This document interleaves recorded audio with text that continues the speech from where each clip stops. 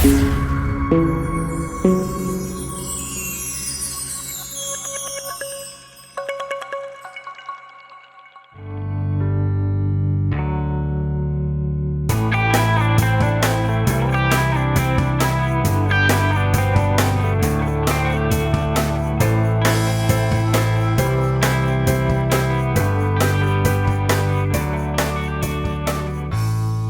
and welcome everyone to our webinar today. How much should you be paid as a board director? Cracking the code of board director compensation. Glad to have you all with us today on this interesting topic. A few webinar reminders and points to mention as we get started. First, remember that our purpose for today is to share knowledge and trending on the components and the amounts of public and private board director compensation. If you have any questions, please write them in the Q&A section. Our goal is to answer all questions at the close of the presentation. Otherwise, we'll follow up with you via email afterwards. Yes, the materials, the entire webinar is being recorded. You'll receive a link to this recorded webinar shortly, as well as the ability to download the presentation deck in its own separate file. For those of you with your IBDC.D certification, you'll receive 1 CPE credit by attending today. Just be sure to follow proper CPE credit submission guidelines. Let me do our introductions here quickly, William, and then we can get into the meat of our time together today. So, William, glad to have you with us again. This has become a yearly event for us, I'll say. So it's usually around the same time also. So great to have you with us today. Thanks for having me. A few things on your background. William is the founder and managing partner of Lodestone Global, a consulting practice which focuses on building, optimizing, compensating, and educating high-performing boards around the world. Lodestone provides best-in-class private company board compensation data to provide clients with precise, custom-tailored insights. Great service, by the way. I think you're one of the only ones that does this, providing that data for private companies. William also currently sits on multiple private company boards across multiple industries, including real estate, investment management, food and beverage, fintech, edtech. You're also a board member of the Morristown Medical Guriev Children's Hospital. William, glad to have you with us again this year, and excited to get into our data that we're going to share with our audience today. Thank you. Thank you. All right. I am Mark Pfister. I'm a strategy and governance expert, a non-executive director and chief board consultant. I've worked with hundreds of public, private, nonprofit, and PE boards. I have my book, Across the Board, The Modern Architecture Behind an Effective Board of Directors in over 70 countries. And I'm the creator of the International Board Director Competency Designation, a globally recognized board director education and certification program. William, we'll stop talking about ourselves now, and we'll move into the details of today's main event. So a few things in preparation for our discussion today for everybody in the audience. If we talk about our goals and what we really want you to walk away with from today's webinar, 2 main points. To fully understand the components of board director compensation as it relates to public and private companies, and also to know what you're worth. What is the fair market value for offering and putting in your time and your efforts into boards that you serve across the public or the private realm? So really knowing what your fair market value is for this valuable service to any organization. The path we're going to follow in this, let's take you down this logical ordering of topic areas. So who decides compensation? Where do these numbers come from? Number 1. Number 2, compensation models. What does it look like for private companies? What does it look like for public companies? How do we compare those two? And then usually the very interesting area is what actually are these numbers? And we're going to show you some of the trending, especially between last year and this year, really 2022's numbers compared to 2023 for this 2024 study. What do those numbers look like? What are we seeing? We're going to do a quick comparison back to the COVID-19 or post-COVID-19 effects. And probably the last year we'll include that, William, in our webinar, just because I think we've kind of leveled out with this, but a few interesting data points to mention now. And then what to look for. You as a board candidate, what are you thinking about when you are considering joining a board? What are you looking for? What questions do you plan on asking? Where do you think that board should be in terms of what they offer for your service, for your time? all of us relating back to our topics today, and then we'll open up for Q&A. So again, put your questions even as we go in the Q&A section, and we'll answer those as we get to the end of the presentation. So William, as we normally do, we'll start out with the public company side first, then talk about private and each of the topic areas, and we'll mix this up a little bit. Let me start with the who decides compensation as it relates to the public realm. Typically, the remuneration, or what is mainly called the compensation committee, will decide what is the value, what are they going to pay out, how are the directors going to be compensated for their services. And in most cases, public companies will also solicit input from compensation consulting firms to see what is the going rate, what are some of the trends, things we're going to talk about today, and use that in making sure they are competitive in their offerings. And all of this then goes for approval to the overall board once proposed to the overall board by the compensation committee. Now, a few things to remember in this. The overall board has a few other pressure areas to think about this in coming up with their numbers. These outside inputs also include institutional investors' say on pay, that ruling that basically gives shareholders the right to vote on remuneration of executives. And let's not forget also these increasingly more powerful proxy advisory services that are also applying pressure on the compensation committees and the overall boards in what they feel should be the amounts that the board directors are being paid. Typically, when you see proxy advisory services getting involved or applying pressure, usually reflecting shareholder dissatisfaction with executive pay or company performance, that can sometimes throw a wrench into the works in these decisions for boards that want to increase their remuneration or their compensation amounts. We'll go to the private side now on that topic of compensation decisions. Yeah, and I think on the private side, it's a little bit different because there's a lot of different stakeholders that can make decision points, and that can be, we put founders here, it can be family members, it can be founders, it can be CEOs, management. There may be shareholders in these companies, there may not be. So it's usually kind of decided by one or two of those folks. And in general, those folks will also look to outside firms, compensation consulting firms. That has been growing in the last 5 years in terms of input. I would say, 10 years ago, this data didn't exist. So there was no compensation consulting firms that looked like myself and our firm. So you were kind of looking to public companies and deciding kind of what relative number they were going to choose. Now we have actual data on private companies that you can trend and benchmark. And so we're seeing an increase in prevalence on input from compensation consulting firms. But that still varies. That's still the minority of overall private companies. Yeah, and don't be so modest, William, because your yearly study actually is driving that trend right now on the input from outside compensation firms, or the studies, of course, that you provide. Yeah, we definitely have a lot of folks calling us for at least to label our data, so it's kind of everywhere now. But rolling back the clock 5 years ago, I would say it was 1 in 10, and now it might be 35–40% of companies that are seeking that outside input. Ultimately, as the data becomes more prevalent and people understand it more, that will become, like public companies, more commonplace. Yeah, and that's much of the data we'll be reviewing today is provided by your organization on a global scale for the private area. So excited to get to that data in just a moment.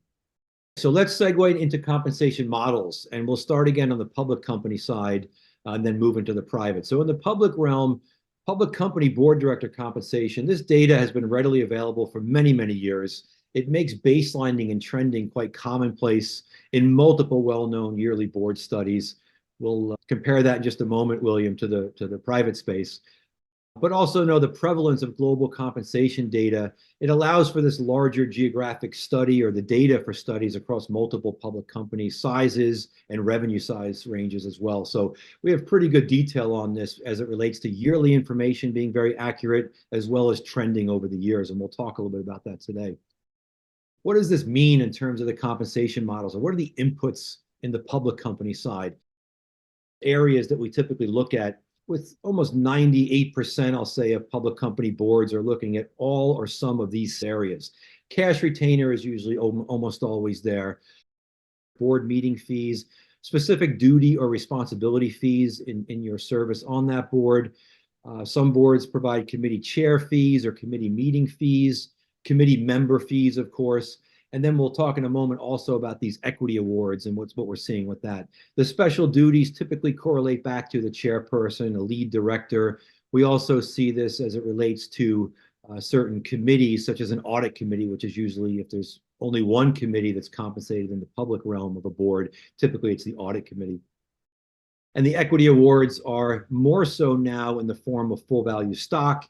I mentioned options here, but we're really seeing that. We'll see in the trending shortly that the options being issued are starting to trail off more and more. So I'll tell you the reasons for that, as I mentioned in just a moment. Trending overall in these areas we talked about, cash retainers and equity awards are up. We'll show that data in just a moment. And the percentage of those areas are quite interesting. Probably some of the bigger changes, William, we've seen in the public space for quite some time.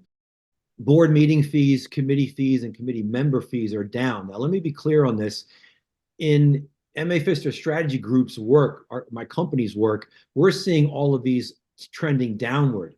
But I do want to be fair and point out that in the overall increases in director pay, if we look at the BDO 600 2023 survey, which recently came out, and we compare director pay now to 2021 levels, we see some pretty major increases here between 2022 and 2023. The 2023 number shows a slight increase in committee member fees, but overall that percentage is a little bit less. Again, we'll see that data in a moment. Just know that if we took this on average in a large brushstroke, these particular trending arrows of either up, down, or staying steady are very accurate from what we're seeing globally right now in the public company realm. Something I always want to point out is that whether it's offered or not, board education and certification expense can sometimes also be considered as an additional compensation or perk of the position. We're starting to see these stipends being offered more so now, and it really does play into the public perception that it is a learning board or is continuously learning and looking out for new trending and representing the shareholders and stakeholders of the organization by keeping up the education of the board members. William, maybe mention that later also if you're seeing that in the private realm and if it's being considered as part of the overall compensation stipend or any part of the. Yeah, I mean, we actually just did our first few boards that offer that. So it's very new. I would say it's in the very small minority, but it's gaining traction. Great. I'm glad to hear that in the private realm. Public realm, I can quickly say that the amount of those stipends have been increasing quite drastically. Some of the boards I'm working with now, they're doing $10,000, $12,000, $15,000 a year per director to cover not only ongoing education, but continuing certification to keep their existing certifications active. And it gives them something to also list in their yearly reporting and their proxy statements, those types of things. Bring credibility to the board members, basically. Absolutely. Okay, so we talked about the fees in these areas here. We'll get to more detail on that shortly. On the private side, we talked about it just briefly before, but again, this data is not as available as a public side. As a number of years ago, it just didn't exist. And so as it's become more prevalent, we have to understand that as the history, it's going to become more accurate over time. And that's really the point of this slide, is just to contrast versus the public side, that it's not easy to get this information and it's not readily available, so that people don't really understand how accurate it is, what the history of it is, but it's improving. And that's really critical as we've gotten way cleaner on our trend line as we've moved through these last 10 years of our study. And similar to public companies, there's a lot of different inputs that private companies look at when they're setting their compensation. The size matters, the industry and structure matter. Are you family business? Are you private equity backed? Are you VC backed? Are you a small majority ownership? Are you an ESOP? All that stuff matters. How often you meet, more and more focus on the amount of time commitment on the private space. The quality of talent you're after. A lot of companies we work with are targeting 75th percentile and above, because they're looking for top talent. Private equity backed companies in particular have been doing this for a long time, and now we're starting to see that move into the family business space as well. And then travel costs, how far away, again, this goes to the time commitment. As hybrid has become more important, it has allowed companies to reach for better talent from further away. And we'll We'll talk about that later as part of the lasting COVID-19 effects. But similar to the public space, all of those models, extra work for committee work, equity versus cash, committee chair work, committee member work, those are all looked at as well. And I think that that's important to understand, that that's not just a public company only situation. And in terms of the top 3 trends that we're seeing from 2024 report that we just published about a month ago, larger companies are driving compensation growth. They have been really since COVID. They're growing faster than sort of their middle-sized companies. The second biggest component that we're seeing as a trend is that the US is outperforming international. And we've seen that for a long period of time. Maybe 4 or 5 years ago, we saw a flip. International had typically paid higher retainers and lower per meeting fees, and US is now, has been growing much faster than international again for the last number of years, and that trend has continued. And the third one, sort of private company compensation, had been the last 2 years outpacing public company growth. This is the first year, again, it flipped back the other way. And so now public outpaces private, and the gap is pretty high. So if you look at total comp, it's about 3.3 times higher. And so you would expect private companies to outperform and close that gap over time.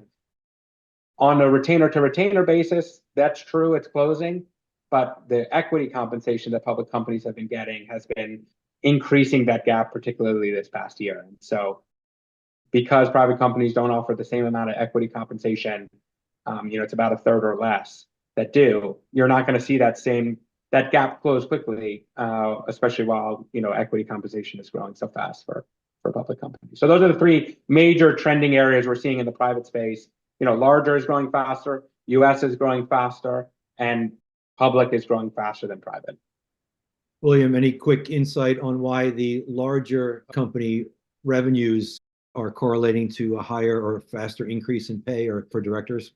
Yeah, I think, and we see this a little bit more when you actually parse into the data, and it comes with the COVID effects that we'll talk about later, but the time commitment for larger companies increased the most.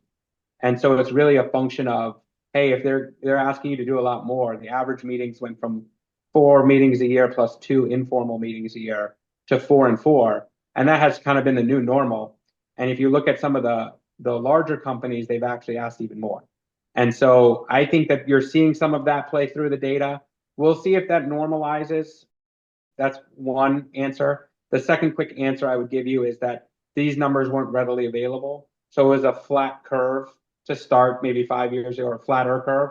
And as you start to get more information out there into the private space, a normalized curve is starting to form. And so the larger companies causing that steepening just because they're aware of the data, allowing them to, go after the higher quality talent, like I mentioned. So, if they're going after 75th percentile talent, they're steepening the curve where others are going for median talent. And so I think that's really what you're seeing there. Those 2 are the major reasons. Great insight. It'll be interesting to watch the next year or 2 where that levels out to, or for sure, if that trend continues. What actually are the numbers? I know that many people that join this webinar, they're like, let's get to the actual numbers. I want to know what I'm worth here. So let's talk about and normalize some of this data. Let me first start in the public space, William, with the fact that the public board compensation numbers I'm going to share currently are North America based, but you can kind of compare this globally if you take the following regional considerations into mind. And this is mainly through the work that we do in the nominating committee areas and knowing what many of these companies on a global scale or located in other regions are offering their directors. So know that any of the numbers that I share right now, you can use pretty confidently these regional considerations for, as an example, in South America, typically 40 to 60% of the North American compensation numbers are typically what we're seeing in board remuneration in that area. Europe, the Nordic, Middle East, roughly 45 to 65% of the numbers I'm going to talk about. And Asia, Southeast Asia, this is a pretty big range, I know, but it's just the nature of the beast. 30% to 55% of the numbers I'm talking about now are typically what we see for all-in total compensation, including cash outlays, retainers, and any type of equity components in the public space. So good rule of thumb to try to think of it this way for any comparisons that you're doing for joining boards in those regions.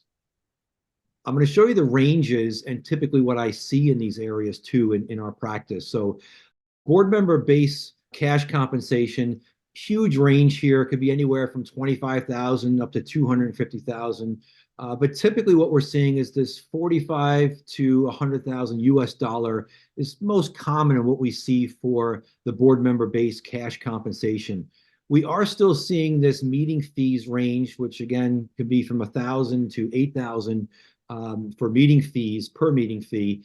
But typically we're seeing when it is enacted, usually 3,000 to 5,000 is typically what is most common for those meeting fees, meeting fee amounts.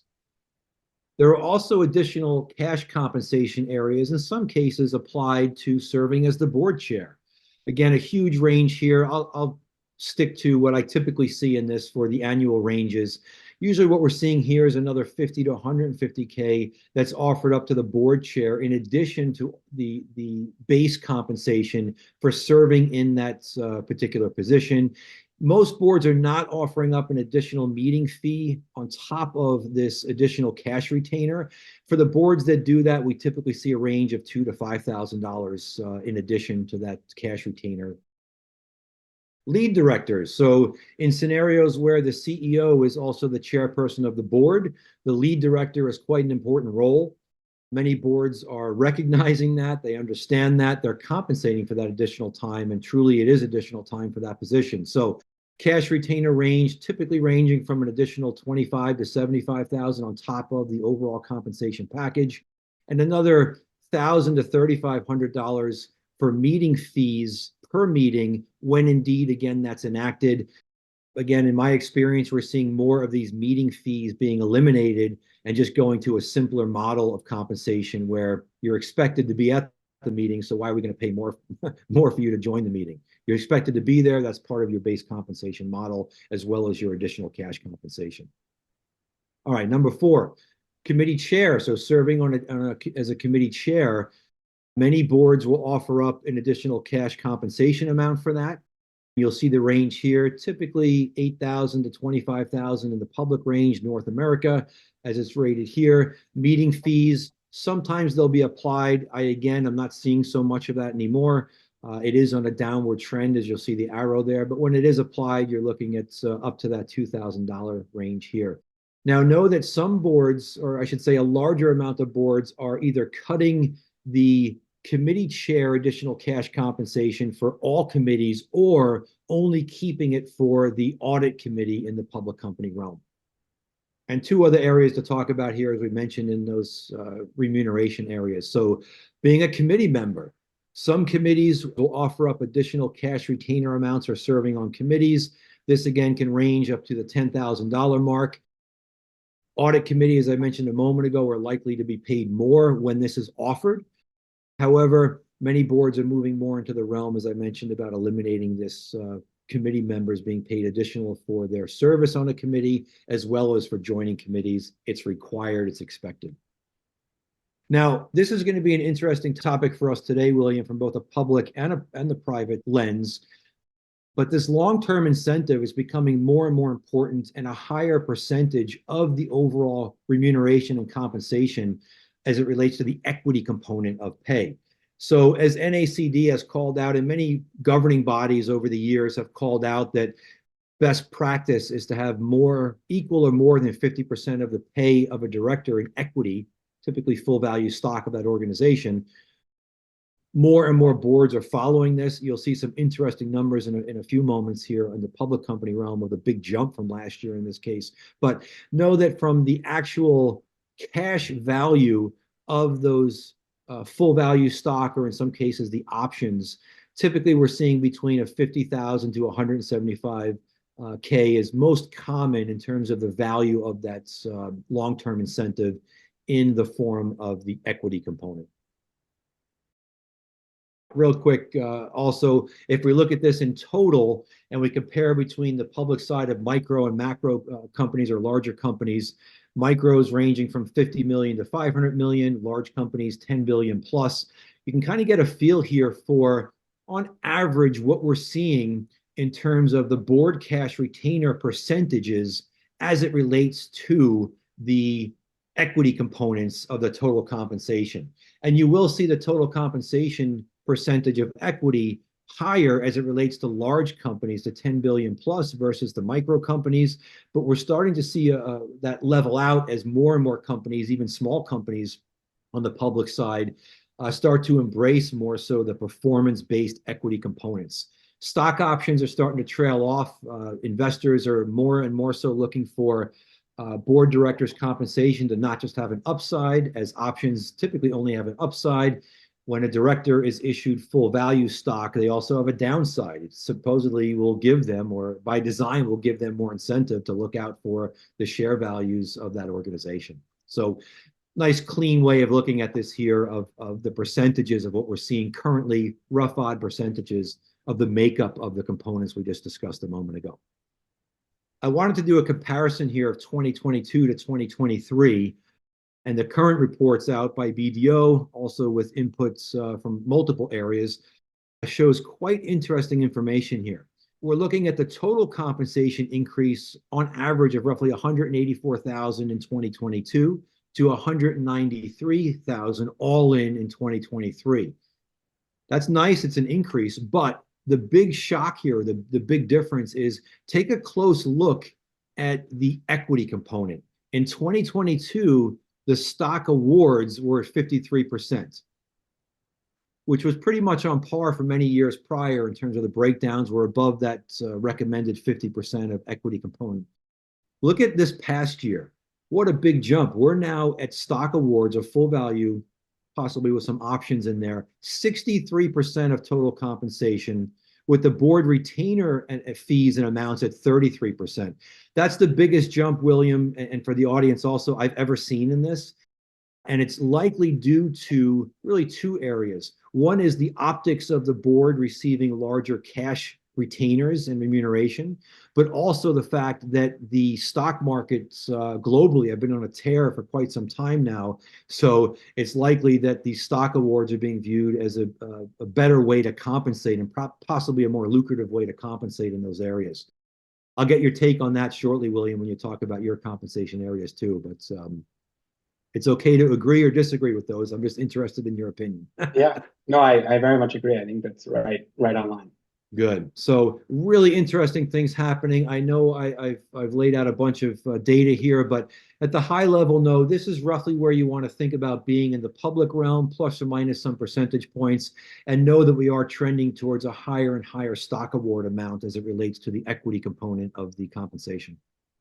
The ranges I just talked about, just know the big thing I want to pull up here is that typically, in my experience, the 193, 194 number is at the higher end of what I would view as the low end. Based on the study, you're close to the middle area. Just know that somewhere in that range of 175 to 200,000 all in is roughly the average you're going to see currently. If you fall in what I view as the middle or the high end, you're doing quite well in this. And hopefully that corresponds to the performance of the organization you're serving as well. But just to get a feel for the numbers and comparing them back to the reporting that I'm sharing with you today. Okay, William, sorry for taking up so much time in the No, that's great. No, thanks for that. Those are all great data points. Yeah, I think on the private side, what we're seeing is continued growth. Obviously, the gap between private and public is still wide, as we talked about.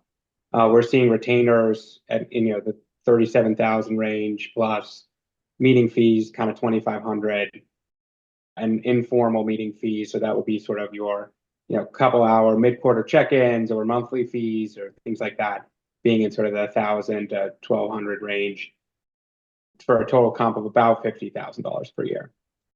And that's different internationally versus the US. So if we flip to the US data, you look at total comp being a little bit higher than that, 54,000. A function of the US pays higher meeting fees, as I mentioned, than international. The next slide will be the international data, if you want to flip to that too. So, this is a takeaway for everybody. So these aren't meant to have to write them down quickly. You can take a look at these numbers at your leisure. But sort of international, you can see, pays a little bit higher retainer, but way less on the meeting fee side. So 43,000 sort of more internationally. If you look at it, as we talked about the difference ranges on the slope, and Mark, you and I were chatting about that earlier about the steepening of the slope. So if you go to the next slide, there's a compensation by revenue buckets, and you're seeing, smaller companies, so $10 million and below. This is for the annual retainer component, not total comp, but you can kind of see a steepening of that curve. So you see the larger companies, 500 million to a billion plus, growing way more substantially than the sub $50 million companies. So that's the important trending, I think, on this document. But you can see as your company scales in size, the complexity of the organization scales in size, the demands on time scale as well. You're going to see a higher pay rate, both from a retainer perspective and from a per meeting perspective. And I think it's important, William, also, and I think sometimes the numbers look shocking on the lower side in the private realm, but we have to remember these are median values. We both know that there are a large percentage of private companies that compensate extremely well, in some cases even more than the public company pay that I mentioned a moment ago, for the service of those directors in the private companies and in the private equity space, serving on private equity portfolio company boards. Right. And so I'd say in our survey, 29% of companies used equity as a percentage of the overall. And there too, those folks did pay on average significantly more. And if you look at what the target of the percentage of overall compensation for those companies that did pay equity, it was about 54%.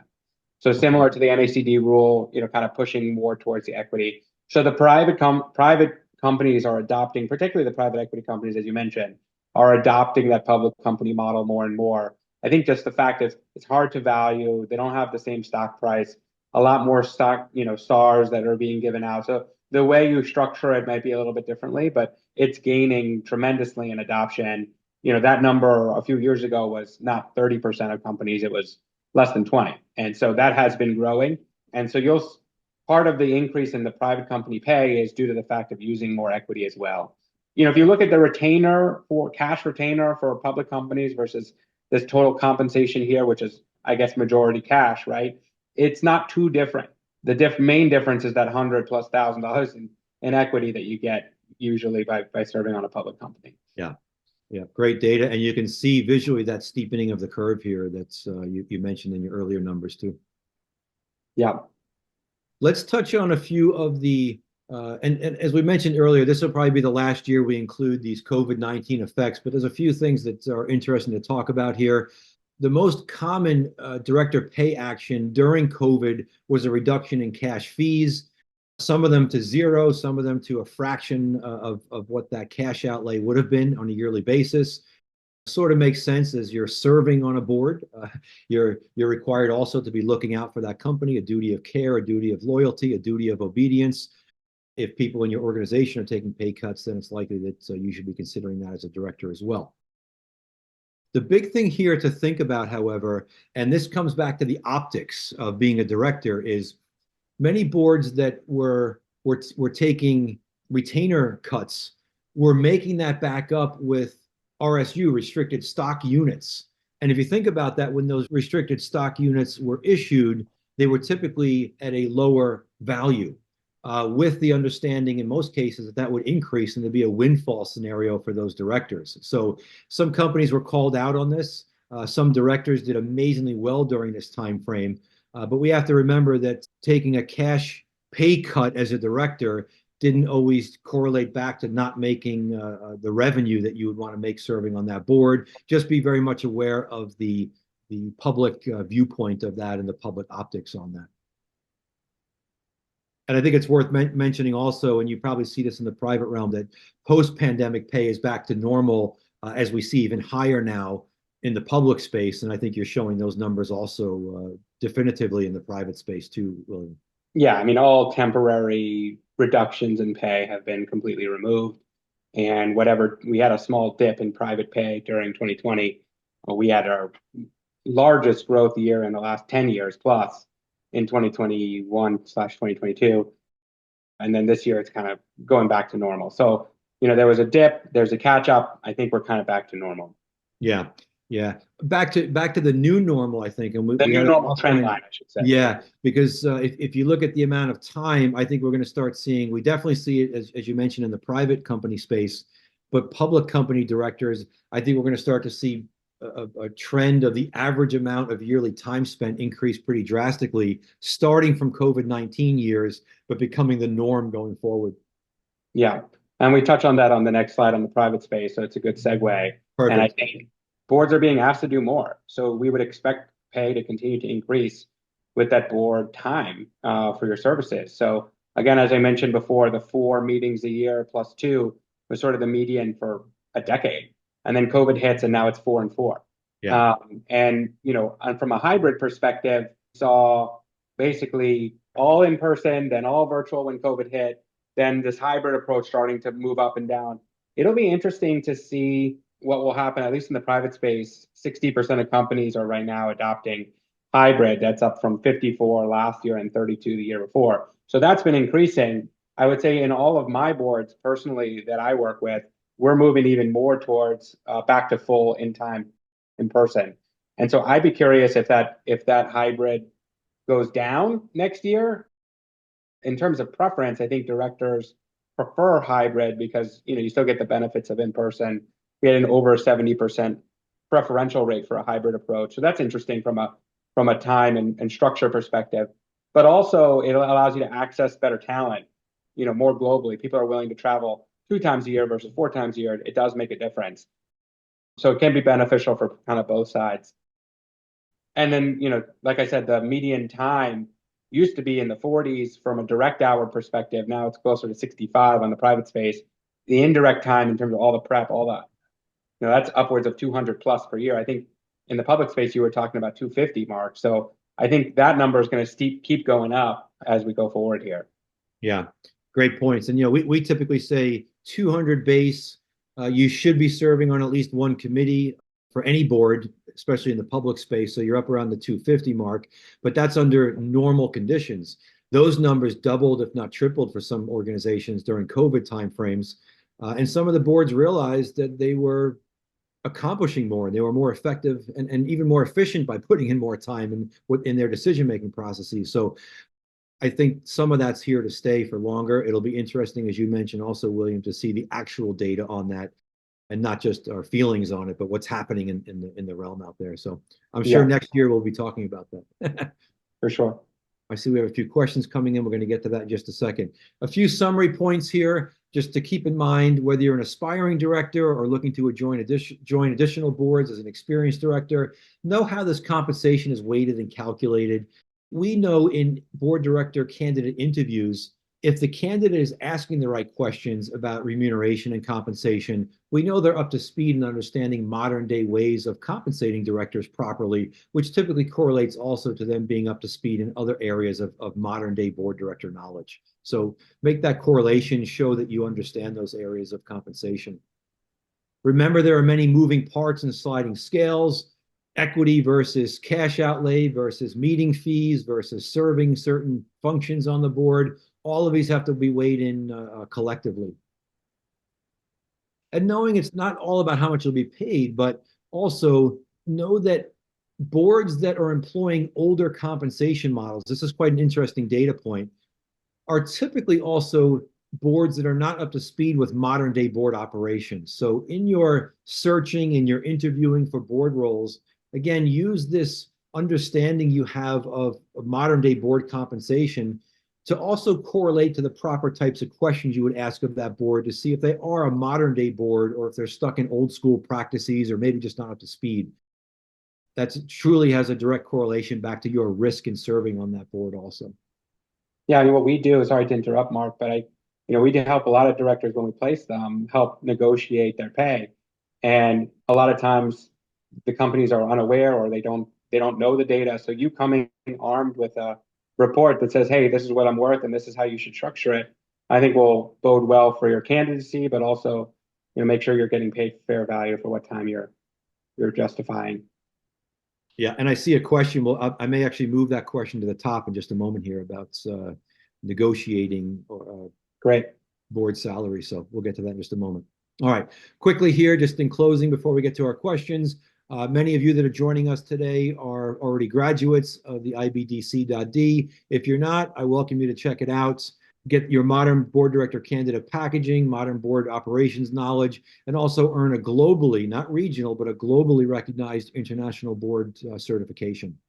If you have any questions on companies you are a board member for, or you're looking for board roles and you want to cut by industry, by revenue size, a statistically significant comparison group, we can run all those reports for you and make sure that you get paid fairly. Right, and I have links in here when everybody receives the presentation, William. The links in here work to go to your reporting pages and those things as well. Yeah, and there's an off-the-shelf report you can buy directly on our website. Today you don't even have to put any custom work in, but if you want to make sure that you have a particular situation and you want to reach out to me one-on-one, please do. Perfect. All right, let's get to a few of the questions. We may run over a few minutes here, but let's see how many questions we can get to. So let me jump to that question first that I mentioned a moment ago. Is it possible or customary to negotiate a public company board salary? What about a private company? I'll start with the public company side. No, it is not customary. Typically, the amounts are set by the nominating committee that's voted on by the board. By the time you show up, hopefully you get the appointment. You are joining that board in whatever their model is that we talked about today. I'd say on the private side, 9 times out of 10, or maybe even 95 out of 100 do not negotiate. But that doesn't mean you shouldn't. I think it's way more of an opportunity to make sure that you're getting paid fair value. If there's a dramatic difference between what they're offering in the prospectus and in your conversations and what you're worth based on the size, time, commitment, travel, all those things that we've talked about today, don't be afraid to negotiate. Yeah. Yeah. And one of the things, this didn't come up a question this time, but it was an important one in our last webinar last year was, what about negotiating private equity board director compensation? The answer there is yes, you can. Many of the operating partners from private equity firms right now are going to be angry that I'm talking about this, but typically it is an open discussion. And many board directors in each portfolio company, it's very common for each of them to be being paid an overall different amount or have different percentages of equity or profit sharing or cash outlay within the private equity portfolio company. So feel free to. Same is true in family, by the way. I mean, we, depending on talent, depending on what you're after, depending on the skill set that they bring, you may pay a lot more, a lot less. It's not always a one size fit all like it is in the public side. Great point. All right. If you look at compensation by industry, are you seeing changes in board member compensation? Let's start with you this time, William, in the private side. Yeah, so we do have it by industry. So I can talk just some brief numbers. I have the 24 report up here, but you'll see this if you want to look at the report that's on our website. Last year, we saw big growth in hospitality, entertainment, transportation, materials, logistics, things like that were growing double digits. And this year, we saw growth in each industry across the board. The fastest growing industry was financial services. The slowest was professional services. Retail wholesale was below average. We had real estate a little bit below average. IT tech, which typically pays the most, along with real estate, came back down to sort of industry average. Survey average. So every single industry is very different, but I'd say overall the bands of differential, which were very wide last year, came, much closer. The survey was up for private companies up 2 to 3% this year. We saw ranging anywhere from -1 to +6. So that's a pretty tight range around the +3. So I think from an industry perspective, at least from last year, we didn't see a dramatic shift in growth for any single industry. Yeah. Public side, similar. We're looking at pretty standardized compensation amounts, plus or minus a few percentage points between industries. However, it was noticeable in financial services, as you've mentioned, in the private side as well. And the other standout to me was in life sciences. There was a huge uptick in the life sciences outlay, and not necessarily in the equity, but in the cash outlay, the retainer amounts for some reason. So something for us to look into in the upcoming year as well. Why do you believe meeting fees and other participation fees are declining? I can start in this from the public side and see if you see any correlations here also, William. But I think there's really two big aspects of this. It's the simplification of the compensation models overall. And the other side is sort of this equalization or equalizing compensation across the board. I don't really see this so much, but typically board members are mature enough not to create or feel any animosity to other directors if they're making more money. But there was an argument years ago that by leveling the payout, not compensating for different services and areas of participation, you could normalize this across the board and equalize the compensation areas. I like to think of all of this as, there are certain base responsibilities being a director. I'm not big on the nickel and diming where you're going to make more money if you attend more meetings. I view these things as all required of the position. You need to be present, you need to be involved, you need to be effective, you need to be efficient. That all goes as part of this. I don't think it's the right compensation model to pay extra for those participatory type of areas.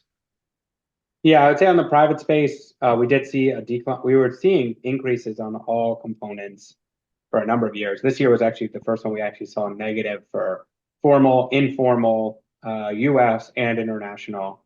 You guys can see it later when you get the stack.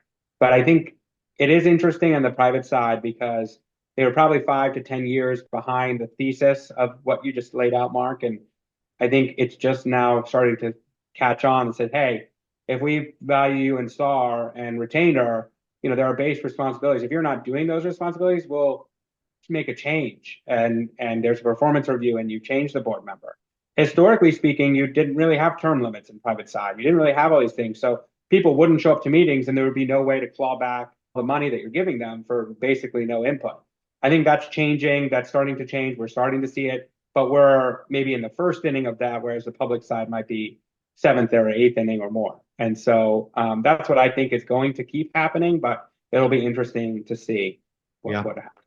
It also allows just having that. I will play devil's advocate against ourselves a little bit in the sense that having some small amount from a meeting fee perspective is always useful, because if you do, say COVID happens again and you need to double the amount of meetings, it's a way to somewhat compensate for the increased time that these board members are playing in without sort of breaking the bank, if you will.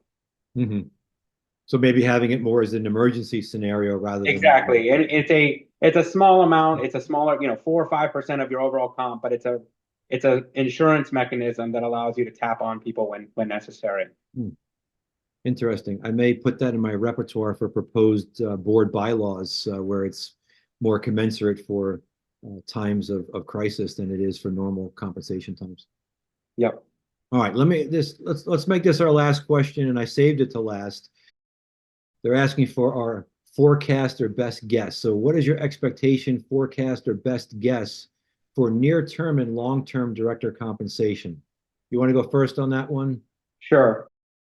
35% of our respondents expected an increase, 60% expected no change, and 5% expected a decrease. In the next year or in what the next 12 months? Okay. Now, I would say the historical trend line has kind of been in the 2 to 5% a year growth. Obviously, we well outpaced that during the recovery of COVID, and we went negative for a year or two there. And so, my guess, I don't see any reason based on the increase in time commitment and all of these temporary adjustments now removed that we shouldn't see another, 2 to 5% the next few years, macro risks aside. If we have a recession, maybe that something else, a shock changes it. But I don't see any reason to expect a massive increase next year or a massive decrease. About long-term averages to me right now. Yeah, great. From the public side, we usually take the easy way out and we say, we go with what the studies say, which is usually a 4 to 6% increase or a 3 to 6% increase yearly. I think with some of the responsibility increases we're still seeing even post-COVID right now, we'll probably still be in that realm. What's quite interesting on that, though, if we use the actual data that we just spoke about shortly ago in this webinar, 2022 in the public realm, we had a 7.4 overall compensation increase. In 2023, we had a 6.6%, I think it was, total increase. So we're a little bit above what we would normally say that range of 3 or 4 to 6% or 4 to 6%. I'd be surprised if it continued to that level, although there are some reporting areas right now that we're tracking where if they become mandatory, that may add some additional time to the board. So it may be warranted for actual additional compensation in those areas. Board directorship is getting more and more complicated and involved, both public and private side. I think we are going to see this steady increase, whether it's year over year or some years that have bigger jumps. But my safe answer in this is 4 to 6. If it's in that 6 to 7 or 6 to 8% range, directors should consider themselves quite lucky. I think that's right. All right. I know we're a couple minutes over. I wanted to make sure we got through our questions. William, thank you so much for your time again. I'm so grateful we do this on a yearly basis. Yeah, it's been awesome. Awesome. See you soon. Thank you, everybody, for joining us. Hope to see you at our next webinar. Bye now. Thank you.